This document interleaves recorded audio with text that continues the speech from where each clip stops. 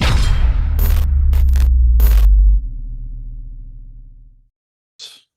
go. All right, and we're live. What's up, everybody?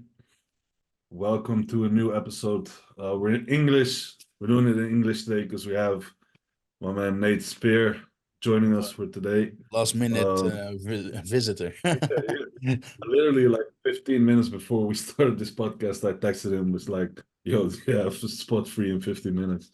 He's like, I got you. Nice. You're in luck. So we are. I met Nate when Siem and I were in Tampa for his competition. Had a really great time out there, and yeah, figured we get Nate on the podcast and do a little bit of speaking about U.S. bodybuilding culture. Nate's in prep as well himself, so yeah, Nate, tell us a little bit about yourself, man, if you can. Yes, I mean, I've been bodybuilding for probably about 10, 11 years now. Just started up in the amateur ranks, and I started out pretty like good, I'll say. I mean, I won my first show, I won my overall, right? So, but I would say once you get to the national level, especially over here, I mean, it might have dwindled down a little bit, but it's a big jump to go from a regional show, even if you won an overall, to say NPC nationals at the end of the year in the States. Just because everyone has won an overall, and the United States, obviously, population. So you go down there and you're like, okay, it's a whole different ballgame. So I started out, won my overall, went to nationals and got my ass whooped and got last call outs. And this was like, so this year, I mean, a lot of sometimes they're hit or miss, but like, so that year I was like, there's 5 call outs in my heavyweight class. Oh, so wow. There's like 30 guys, you know what I mean? 30 so guys. Some of these shows, yeah, in the class. It's crazy. Like in heavyweights, even supers, I've had like probably 3 classes that were around 20, 25 supers. Yeah. The year that I won my pro card that was out with Carlos Thomas Jr., won that class in overall. I got the 2nd place pro card. Because that's the thing at nationals, they do allow you to get 2 pro cards in each class. I'm not saying I agree, but the numbers are pretty heavy compared to any other pro qualifier, let's say. No. So I mean, like, and I didn't feel too bad because it's like I lost to Carlos, right? Who's, you know what I mean, going to be obviously a killer bodybuilder. But essentially, it took me a while to get to that point nationally. So a lot of guys in the States know me as the guy that was always like 2nd, 3rd, sort of close, like a few times, actually like 4 times I was runner up from a pro card. So it's pretty, I mean, it can be pretty competitive in the States. I think, like I said, it has tapered off a little bit, but like, so for example, like one of my pro qualifiers I got 3rd at, Nick Walker, won hit my class in the overall because I was a super.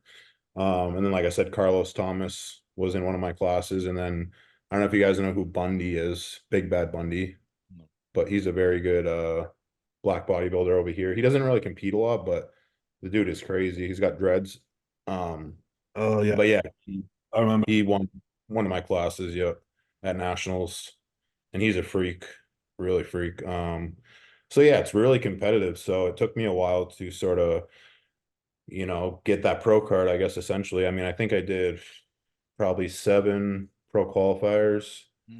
So I think sometimes people just have expectations of like, hey, I'm just going to go in, do my first pro qualifier, and expect some crazy results. But for me, it took a while to like sort of like, I mean, so like I said, the first time I competed nationally, I got last call outs. And then I went from last call outs to 8th place. And then from 8th place, I got 2nd place. And then that's when I was like sort of in the hunt back and forth. So is it in general more busy in your qualifiers compared to like other competitions, for example, in Europe? So your every class is most likely 20 plus people. So I would say USA's and nationals usually around 20 or 30 guys. I mean, the light heavyweights even had 40 guys, like I think last year. Crazy. Yeah. So, we only North America is. Yeah, go ahead, man. Go ahead. I was gonna say North American is the other one that's like pretty good, but I mean, I think the guys like look at it as like, okay, USA's and nationals are the 2 sort of prestigious ones. I mean, it wouldn't matter where I got my pro card, you know what I mean? But I guess sort of people look at it that way. So they're usually the more I would say the numbers are there in those. Because I would say like the year that Nick won, there wasn't a whole lot of supers. It was also COVID year, but there was only like 12 supers in that one. So you can have like a one-off year where there might be a little bit not as many guys in it, you know? Yeah. Yeah. And when did you actually, because we're talking about your pro qualifier run now, but when did you actually start bodybuilding? As in, how long was that between when you started and you got your pro card? How many years? So I would say probably 8. So I started a little bit late.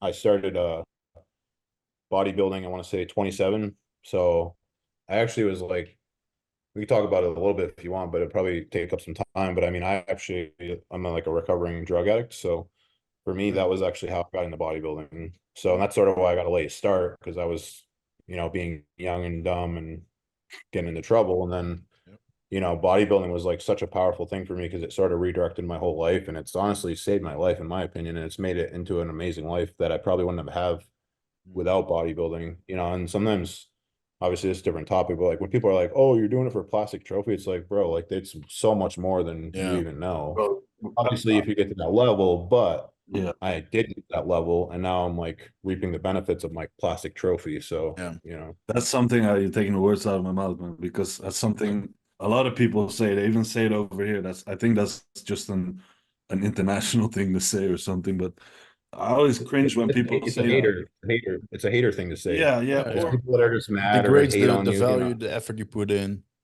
Yeah, Yeah. I think it's something people say that have tried bodybuilding and didn't really fulfill their expectations, as in they expected what you said, to go in and fucking win big, and and they didn't, and then they start rethinking the whole thing, like, oh fuck, I put so much money in and effort in, and what did I get out of it? Because they're only focused on the trophy, and they don't really see what's around it, and what you can actually do with that, as a stepping stone for a host of other things in your life. Like you say, your whole life is kind of upgraded from it.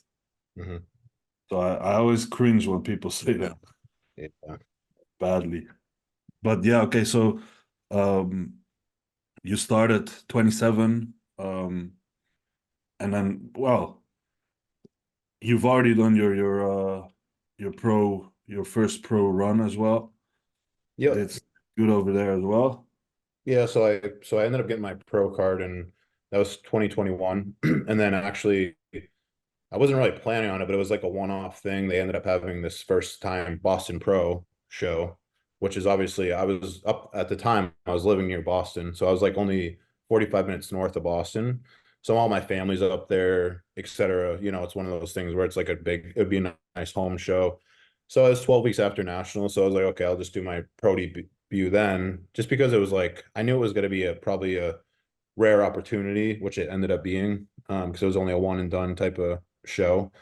So I got to do that, which was pretty cool. And dude, the lineup was insane. That was like, so Bonac, Justin Rodriguez, Steve Kuklo, Samson, Max Charles, Regan Grimes. And then I placed right behind Regan Grimes at that show. So that was actually that was probably one of my like most memorable shows, because like all my family was there and I had these shirts made, and like just had a really great turnout and stuff. And obviously getting to those guys.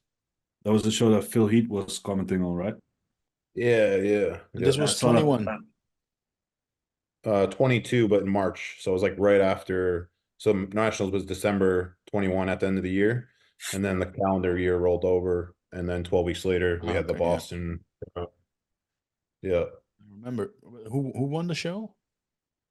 William Bonac. Yeah, William Bonac. Yeah, I remember, because then he had the cowboy hat. Yeah, he had the cowboy hat. It was right after the Arnold too, when William Bonac, actually, they thought maybe he could have won, but he had a little bit of the gyno or whatever, and then Justin was nasty. Yeah. Also with all the COVID restrictions, bullshit things. Yeah. Remember that. Yeah. And then you did a couple of other shows too, right? You did, I believe, Toronto. So last year was my first, I would consider like last year my first pro run. Obviously did a pro debut, but it was like right after nationals, so no time to make improvements.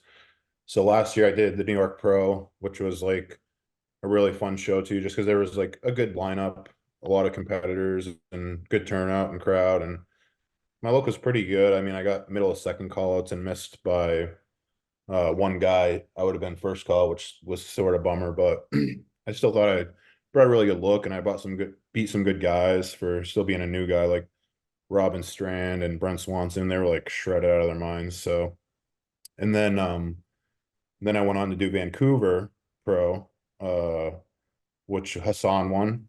And then Stan got second, I got third. So that was probably my best look last year, because New York was like a really good look. Like I was happy about it, but I think we just like pushed carbs a little bit too hard into the show. So there's like a tiny bit of film on the backside, whereas Vancouver, my glutes were like dry and striated and really couldn't have been much leaner, honestly. And I thought the peak was really good. And then went on to do Tampa 3 weeks later, which was like a horrible idea looking back. It's one of those ones in the moment where you're like talk yourself into it, because it's like you're looking at the convenience of it. Like, so I was like, well, I just moved to Tampa, like it's only 3 weeks, like, you know what I mean? But sometimes those 3 weeks are a mother effer when you're already done 2 shows, and the first show was in May and that show's in August. Oh, so damn, yeah. That's a long drag. So that one I was just sort of burnt out at the end, and I don't really count that one too much, but it wasn't like a horrible showing. It was just like you could tell my body was tired. Like I was still in good condition, but like the skin wasn't like fresh. You know what I mean? You're just like not popping, right? That's just the stress adding up eventually.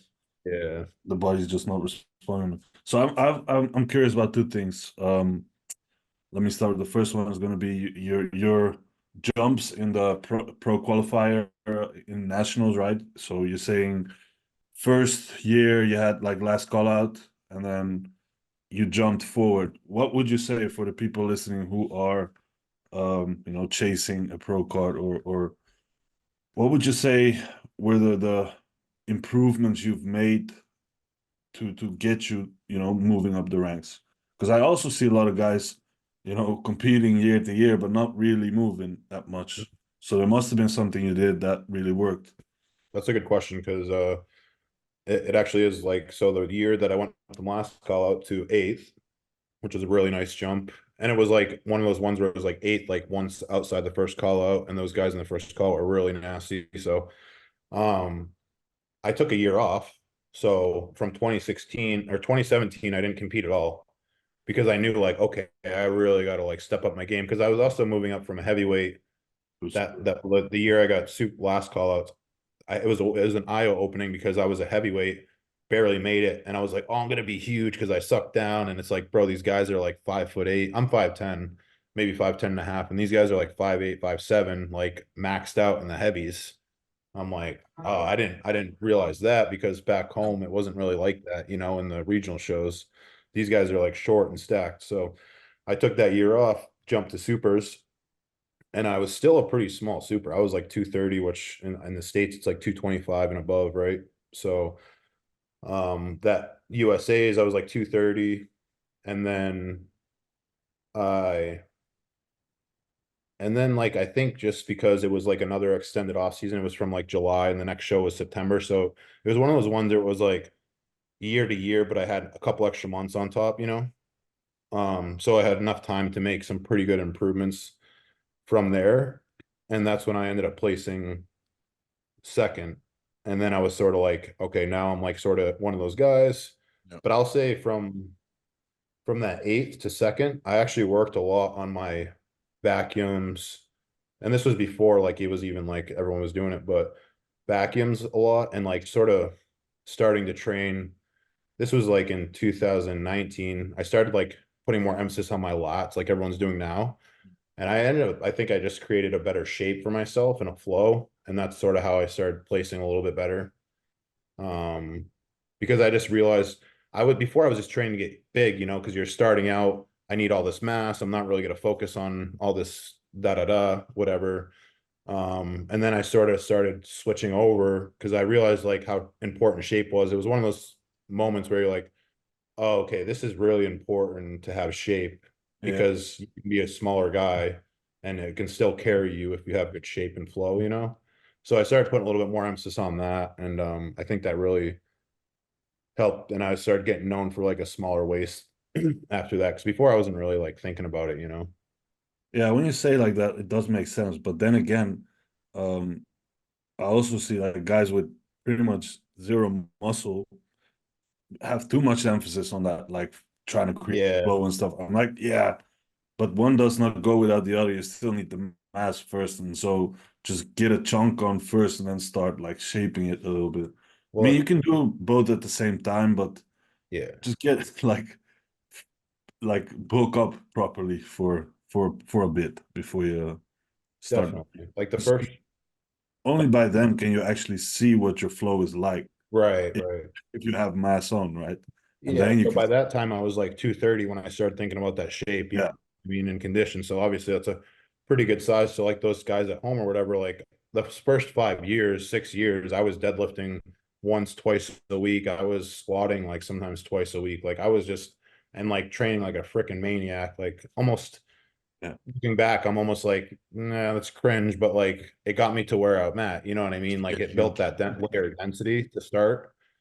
Um, and then to touch on like the even more rest is like, so here's some good examples. So 2 of those years, 2019 and 2020, I did back-to-back national shows, meaning I did the North Americans in September, and then I went on because I placed only 1 point away from, you know, winning my pro card. So I went on the nationals, which is 12 weeks later, and got runner-up again. And then I did the same thing last year, did North America or 2020, did North Americans, was third. And I was like, oh, I got to keep going. So I kept going on to nationals, which was 12 weeks later, which is a long stretch. Yeah. But needless to say, after that 2020 nationals, I was like, looked at myself and I'm like, I'm not really progressing. I keep getting runner up, runner up. So I was like, okay, I'm not going to do North Americans this year. I'm just going to wait until nationals. So that gave me a full calendar year. And then I ended up turning pro. And obviously, you know, it paid off as far as like taking that little bit of time off. But like you were saying, those other years, I was sort of spinning my wheels only because I was so close to chasing that cheese almost, you know what I mean? yeah, yeah, yeah.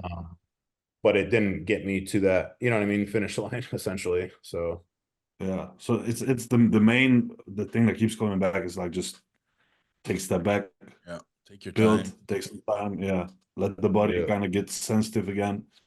Because you know, I don't have a competing history like you do. As in, I've only done 2 regional shows Just a and 2 pro newbie. qualifiers. So, but I did do like in the last year, I did a regional and then a pro qualifier the week after. And then I took between that, 10 I weeks. think like no, in total it would have been 20 weeks or something Oh, for the next pro qualifier, and that's where I won my pro card. that's But tricky. That's a lot of time in between. So it's like hard to manage, right? Or like, is yeah, that so we just went up a little bit in food and rebounded a little bit for like 10 weeks. And yeah, then the second 10 weeks we took it prepped. But I did notice my body didn't respond as well as in yeah, like the first prep of the year. The first prep of the year was like, you know, the we made changes and things happened. The right. second prep in that year was like we made changes and we needed to keep on pushing before anything happened. Right. I feel like that happens with a lot of people though, and you don't really think like that because you're like, well, I was just in shape and I didn't really get too far out of shape. But sometimes just competing and dieting and not, you know what I mean, going back and forth too much. I find that with like clients too, is like, you know, someone, let's say they did a show in the fall. Like I got a girl right now, she did a show, a pro qualifier in December. She was like fourth. So we're like, okay, we're not going to wait, obviously. We're just going to do this other show in May. But now it's like I gave her like, you know, like you were saying, like, okay, she had like an 8 week, 10 week, you know, break where, but we didn't like we only got like 15, 20 pounds above because she's a bikini girl. And now Yeah. it's like things are moving the same as we were the beginning prep in December. Cause I think that the time frame is just too close together sometimes, you know? Yeah, it's almost like you just need to reach a reset point yeah. where Yeah. it's kind of like satisfied again and de-stressed and everything just spinning, and then you can go again. But you can't Definitely. push it. I mean, you just have to work a bit harder and maybe do a bit more than you wanted to do in terms of like Yeah. lipolytics and stuff. Is what I found at least. But And But it, you for pulled you, out. You pulled your lipolytics down, right? And then your body weight came down, right? yeah, with me, and Yeah, that yeah, was yeah. the fun thing because we were pushing lipolytics up, Yeah. and up and up. And I wasn't budging. Cardio up, lipolytics up, food down, nothing was happening. And so I was like, just let's try to just lower the drug load, basically. Yeah. And my body started responding, so that was a good thing. I guess it's all still cortisol related though, because you know those lipolytics do drive up sympathetic tone. Right. And then the second question I had, Nate, was because you know you made jumps within the pro qualifier ranks. And now I basically forgot the second question. Fuck. uh, I might get back to it later. So, yeah. Would you say, like, for the pro qualifiers over there, like, do you guys sort of know, like, let's say you're going into a pro qualifier, do you guys all sort of know similar names that, like, okay, I know this guy's showing up or that guy's showing up? I feel like in the States we have a little bit more of like a rapport, like, okay, I already know who's doing USA's next year or whatever, or is it not really quite? No, the only way we know is through social media accounts, like for example, Bodybuilders Without Borders or something. Yeah.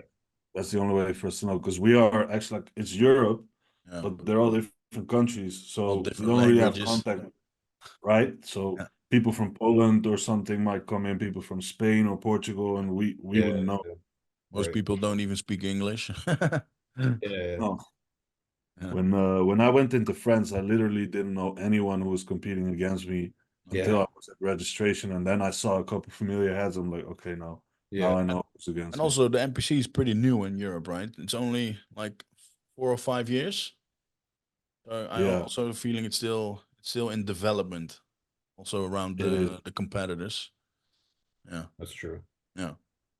Do you get a lot of different like committees in the US? Because you have NPC, we have PCA over here, we have NPC, we have all kinds of different ones.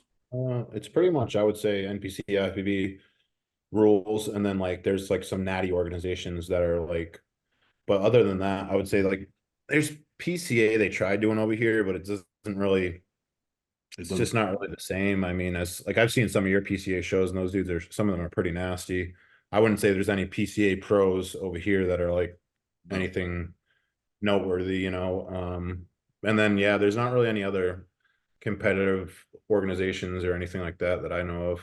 But like a lot of over here, like I coach some people that do like OCB is like a natty pro league. So there's like 2 main natty pro leagues, but like those are also sort of a joke too, because you can just, those type of shows, even if you're not like, you obviously got to be natural, and they do like a poly, you know, and urine test or whatever.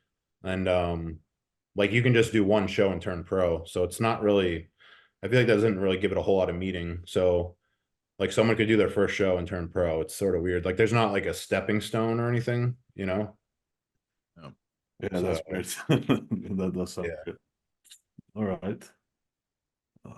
I'm still trying to think of that question. Still figuring it out? Oh. Yeah, like bring that at the moment. We can do a few questions in between. Yeah, we do have some questions. I got a few. Where is it? I need to find it first. Then you can. I got one. Oh, yeah. It's actually my uncle is asking me this question. Oh. Texas or Florida? Nate, you go first. Florida, only because, I mean, so Florida, you got the humidity, which a lot of people don't like. I don't really mind it, honestly, but Texas is like so dry and brown. There's not a whole lot of like greenery or popping to the colors, where I like Florida because there's like palm trees, there's water, ocean.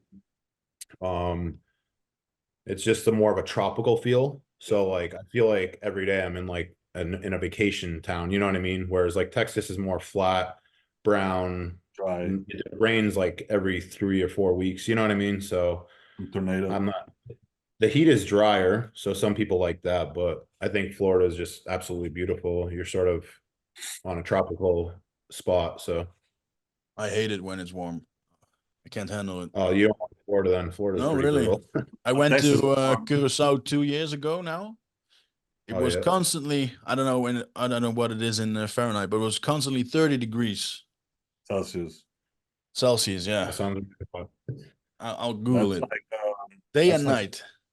Florida in spring. To 30 degrees to Fahrenheit.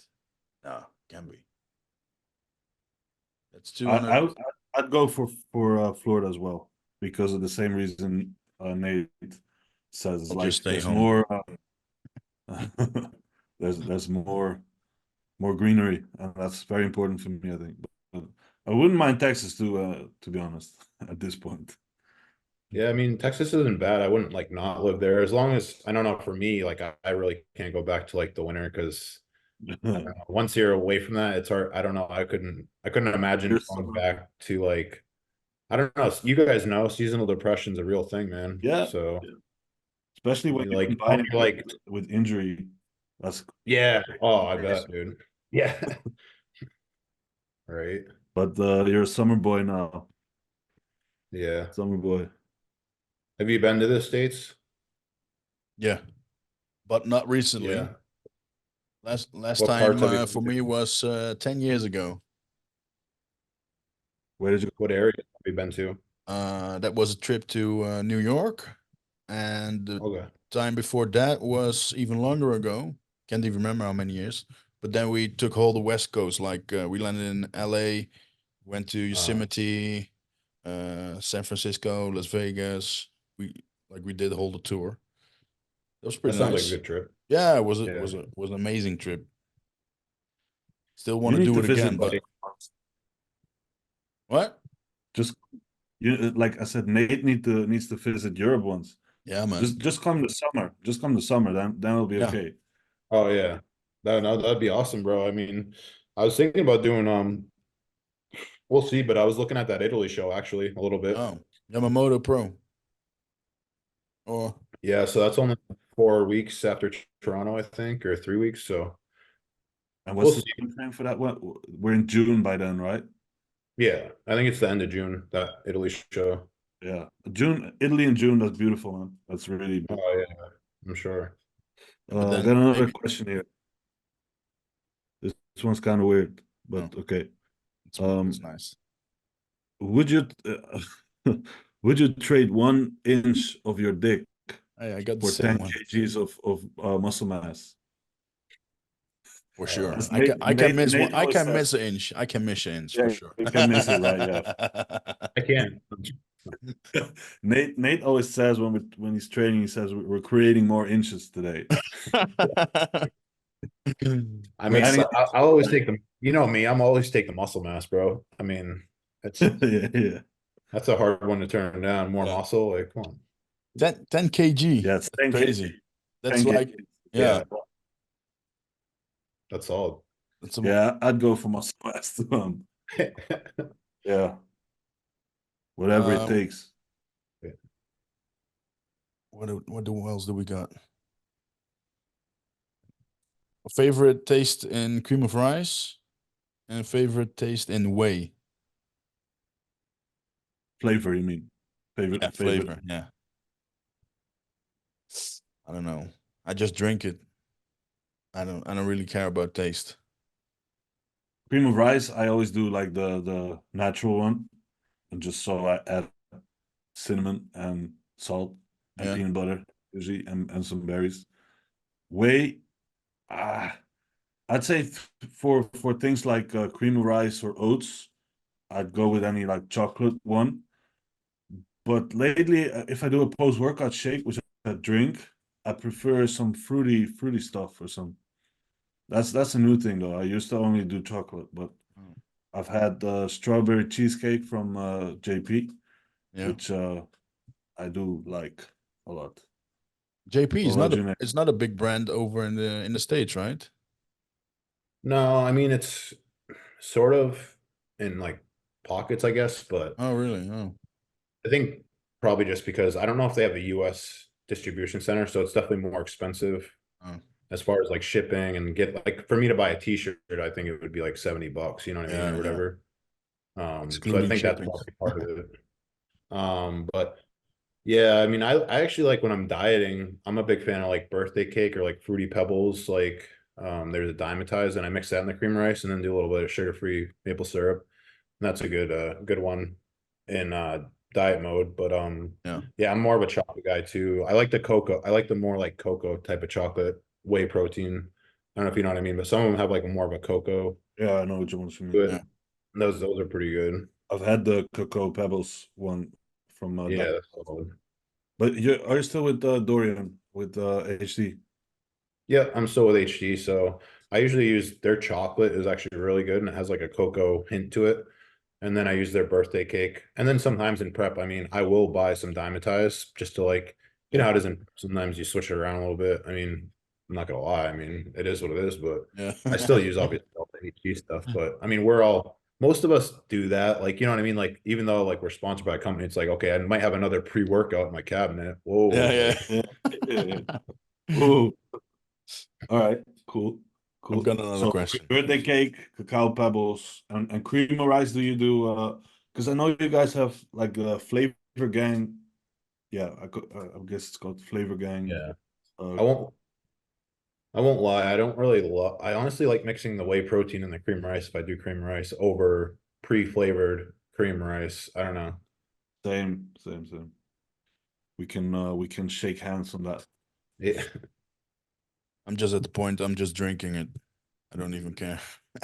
is it because your appetite's shot now or? No, because it's just so much. I have three meals, cream of rice, 150 grams. So Oh if I have to shoot. make a whole meal out of that, I don't know. I just Yeah. can't get it down. Yeah. That's Yeah. that's So an I'll just easy. chuck it and on to the next. Yeah. How's Yeah. your appetite now, Nate? Because you obviously you're in prep. Um, Yeah. did we talk about that yet? Yeah, Nate's in prep. He's going to do a show, Yeah, obviously, we did. about Italy as well. How are things going on that front for you now?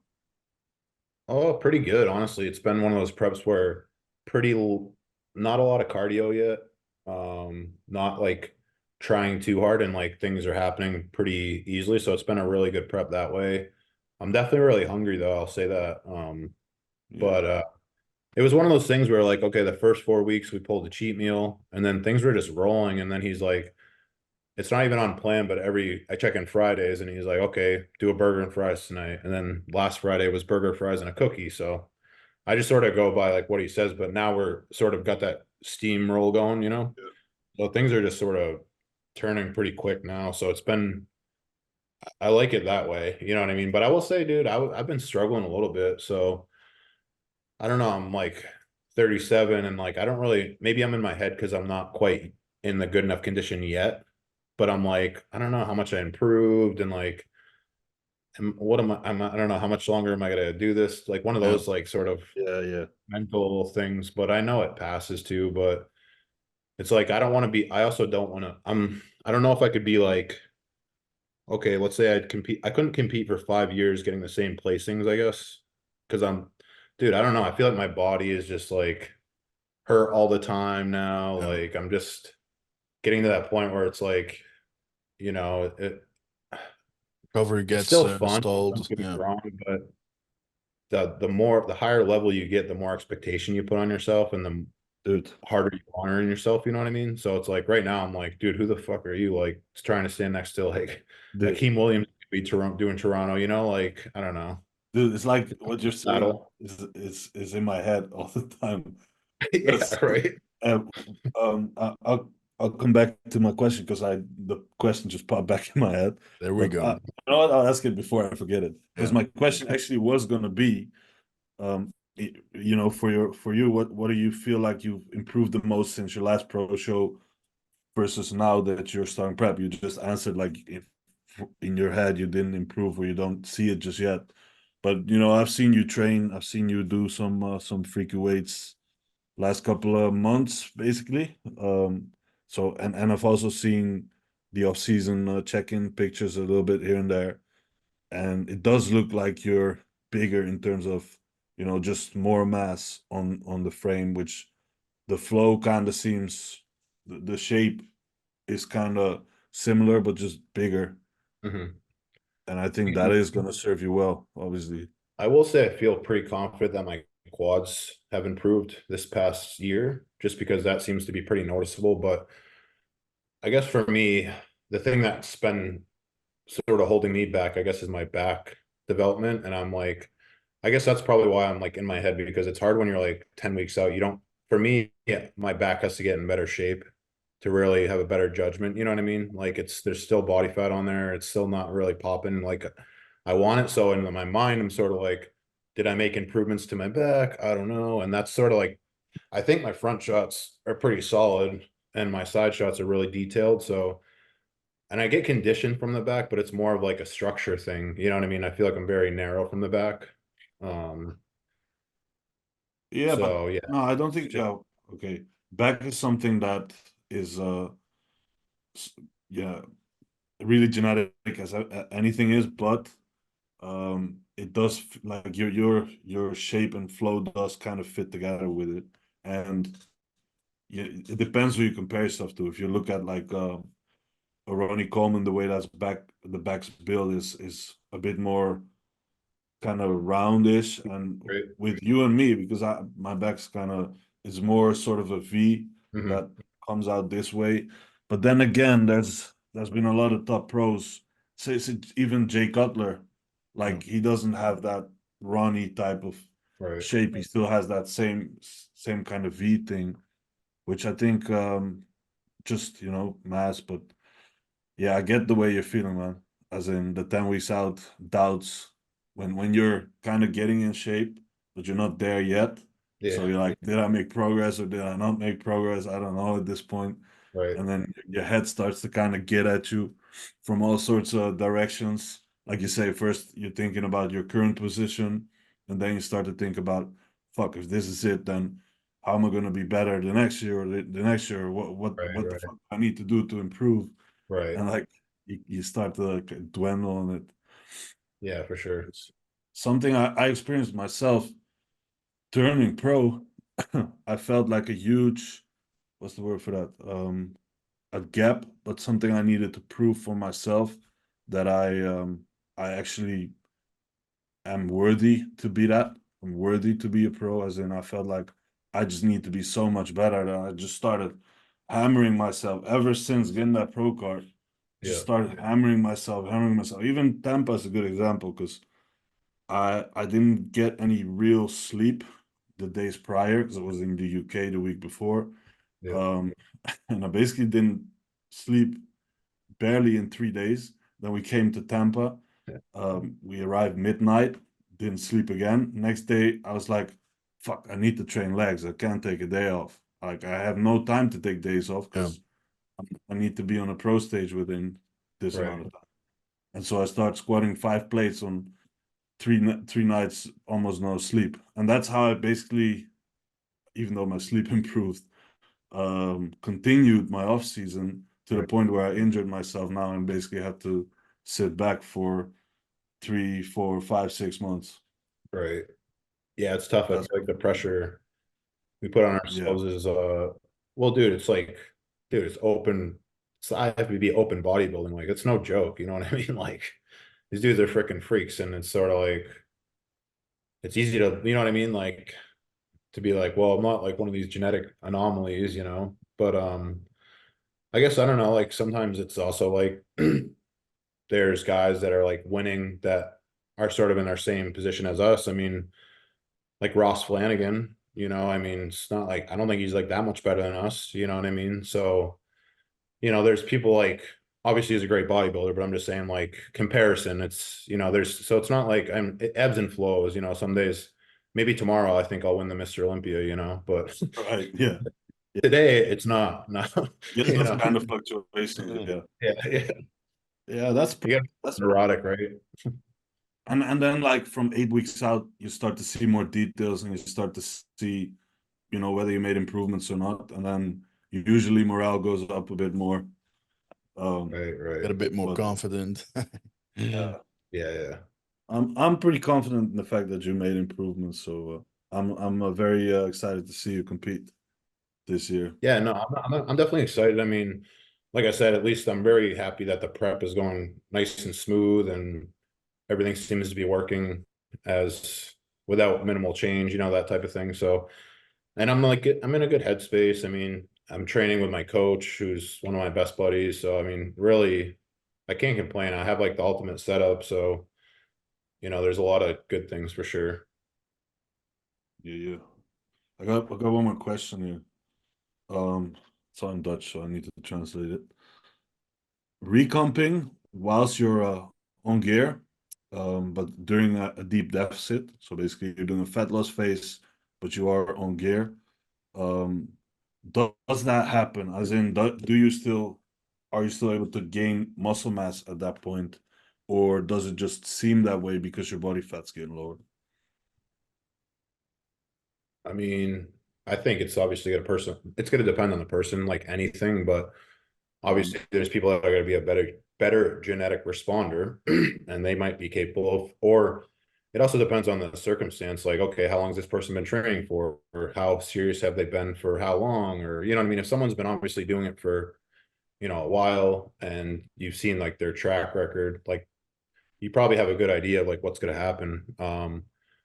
But then you might get like someone that's had really bad programming in the past or really hasn't taken things seriously, and then maybe all of a sudden they do, you know what I mean? Like those guys can sometimes get a nice response as far as like growing and getting leaner. And then yeah, I mean, I think the biggest thing is a lot of people put a mental block on themselves as far as, hey, I'm cutting, I can't grow. That's the worst thinking you can have. The best thinking, you should always believe that you can grow, whether you're on a TRT or you're dieting or whatever. It's always the best to believe that way, because that's going to give you, if you think you can't, then you won't, right? So I mean, if you're going into it like, oh, I'm going to lose muscle, I'm not going to, I have no chance to improve, then you won't. That's for sure. But if you have that mindset and you give yourself, it's like a mental battle, right? So for us, we know this because we've been doing it long enough. But when I go into the gym, yeah, sometimes I might feel weak walking in, but you got to toughen the F up and tell yourself like you're not, like, what does C-Bump say? You're not no bitch or whatever.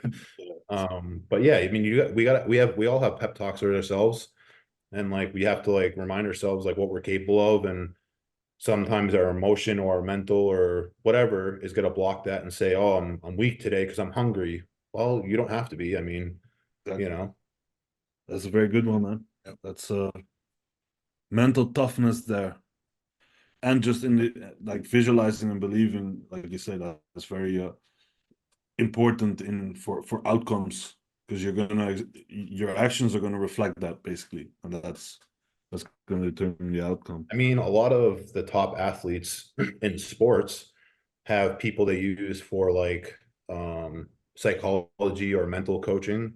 You know what I mean? So it's the same for us. Like if you got to have a positive attitude and a positive outlook in this, or you're going to get burnt out, or you're going to be miserable. You know what I mean? So like you have to be optimistic sometimes. Like, oh man, I'm starving. You know when you're like starving and you're like, but my waist feels like it just shrunk an inch. Yeah. You know what I mean? Like some of those, like you're sort of reinforcing like why you're doing this and keeping optimistic.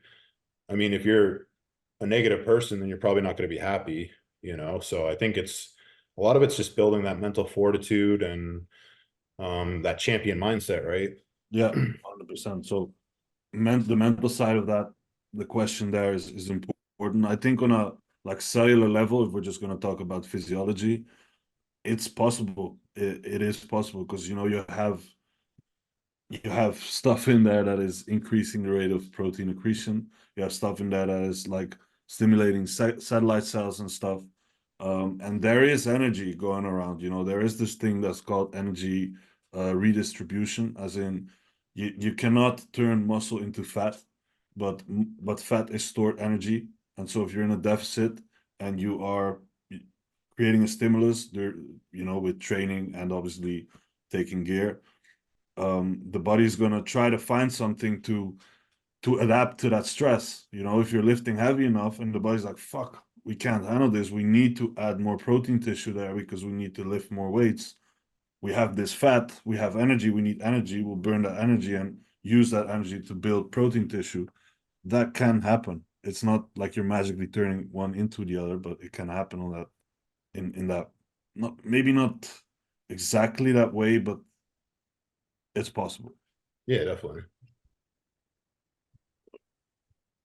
Jonathan, you have some questions there? I do. Best way to maintain muscle mass while cutting, but not tracking macros.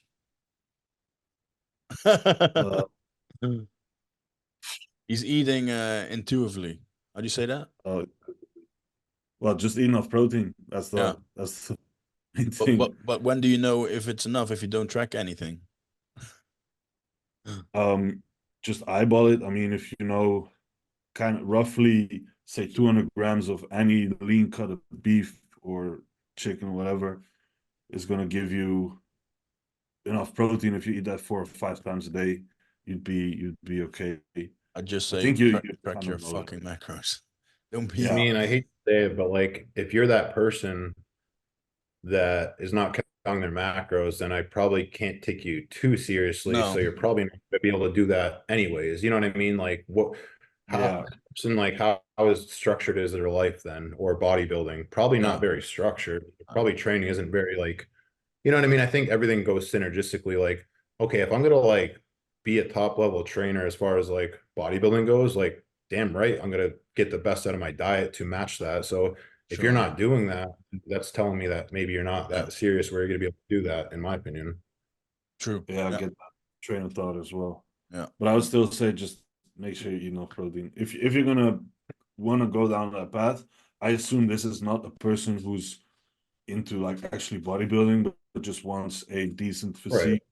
And maybe someone that has struggled with eating disorders or something in the past, and that's why intuitive eating is kind of his or her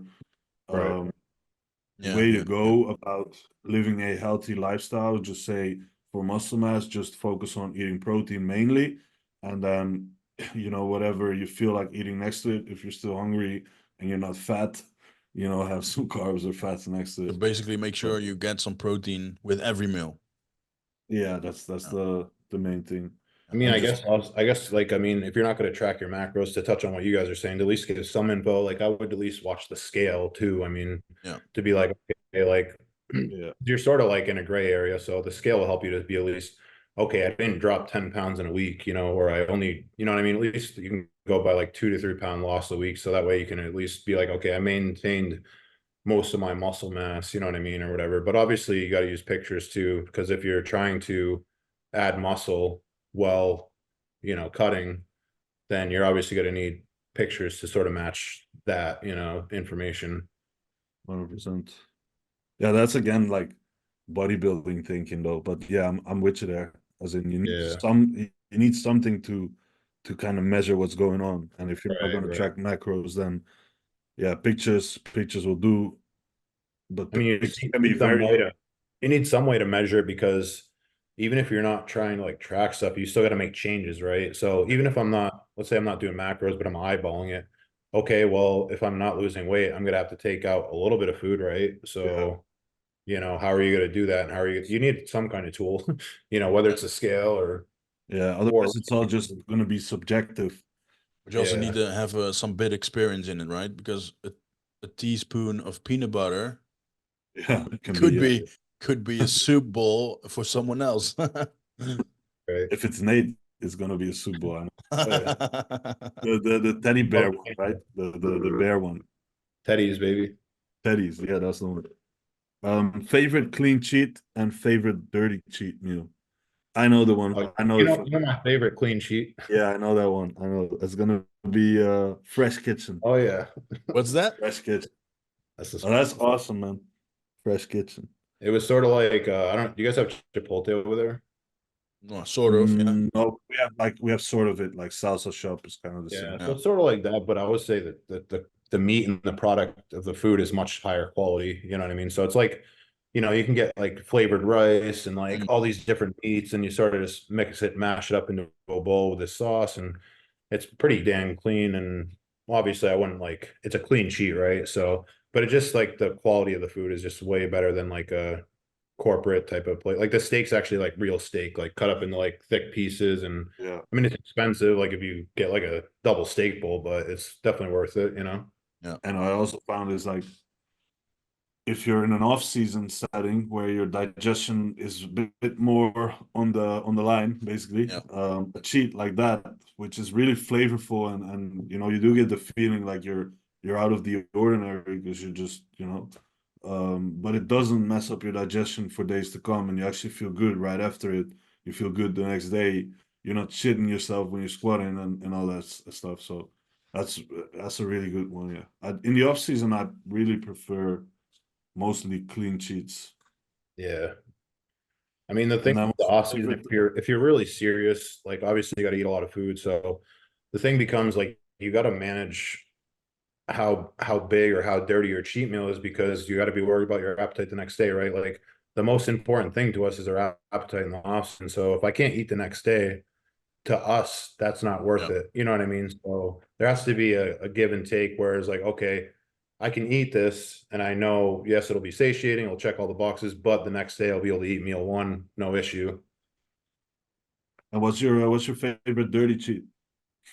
I mean, probably Five Guys. Yeah, over Shake Shack. Uh, I mean, Shake Shack's pretty good, man. But probably if I'm at home and I'm just like door dashing, which is we're so spoiled over here. We get like all this delivery service, like We get groceries the delivered same. to us. Yeah, we do. Yeah. Oh, Yeah. good. But it's like DoorDash is it's crazy. I think it's a Dutch invention. Oh, that's a genius invention, Yeah. man. I love Yeah. it. So it's like a bodybuilder's dream, like, oh, I don't have to leave the house. Be a hermit forever. Yeah. Yeah. But no, I mean, I love pizza, but like I said, Pizza what burger. we were talking about earlier is like, okay, am I willing to take that hit on the digestion, feeling like crap, whatever? So that's usually like a post-show thing where I'm like, Yeah. okay, I'll take the hit. Obviously, you know what I mean, sort of check off those craving boxes or whatever. So Yeah. Jonathan, what's yours? Clean and dirty. My clean cheat definitely is steak and just a bit of fries on the side. So that's questionable, but that's my clean cheat. And then dirty cheat, I have to go with burgers as well. Yeah. I like Any Five Guys specific too. burger? Five Guys. If I have Five Guys in the area, I'll go for Five Guys, definitely. Yeah. the thing I like about Five Guys is like I feel like I can get a lot of food and my digestion will like be okay. You know, like I know it won't really bother me at all. And Yeah. um yeah. Even if you go with the cheesy ones. Yeah, I do. I usually No do a problem too. triple cheeseburger with bacon, and yeah, it seems to be okay. It's expensive though, compared to Yeah, other burger joints. Yeah. it's crazy now. Yeah. It's Yeah. like you're spending $30 on yourself if you get anything, right? It's Yeah. like, Just a I don't know, regular meal. yeah. For clean cheat, I'd go with, well, if I was if I was in Tampa, I'd go with Fresh Kitchen for sure. But I'm gonna go with sushi for now. Really? Yeah, Are you gonna say yeah, sushi? yeah. Sushi is gonna be my clean cheat. Okay. I also like steak. I do. Yeah. But steak for me is pretty close to my normal diet, and sushi is a bit further away from it, so that feels more like a cheat. It's the way it's So cooked, sushi, right? and then for my dirty cheat, I'd go with a burger as well. Again, if I was in the US, I'd go for Shake Shack, or maybe that TNT burger, Yeah. the pizza burger. That's a crazy one. But here in Holland, we have a burger bar. And that one I really like, because that's where you can kind of create your own burger with Oh them. yeah, that's solid. And they measured it's like they have a drawer where the meat is stored, and they have a scales, and you say like I want 270 Oh, grams or something, and they take it out and I they like put it on the that. scale, and you get to see like the amount of meat Actual that's on weight your of the burger. burger. Yeah. Yeah, I like that. I like that. Because that's also questionable. If you order a 200-gram burger, if you really get one. Yeah. What the fuck's in there? Yeah. Talking too Right. much I about got food, a mate. funny question. It's a hard one actually. If we had to choose no sex or no gear, which one would it be? Why? Why would you ask that question? That's hard. That's just evil. That's an But evil question to be. but no gear means also no sex, right? In our cases, Yeah, I was I gonna think. say if I don't Yeah. have any gear, I'm fucked. Yeah. It's my livelihood Uh, now. Yeah, so I have to go for no sex. That's a nice way to put it. Yeah. Yeah, I mean, it makes sense because, like, yeah, if I pulled my gear, like, I ain't having sex anyway. So No. I'd go no sex and just you know, do whatever I gotta do. Can you imagine if you're still on gear but not allowed to have sex, and you're on, I don't know, for example, on a gram of test?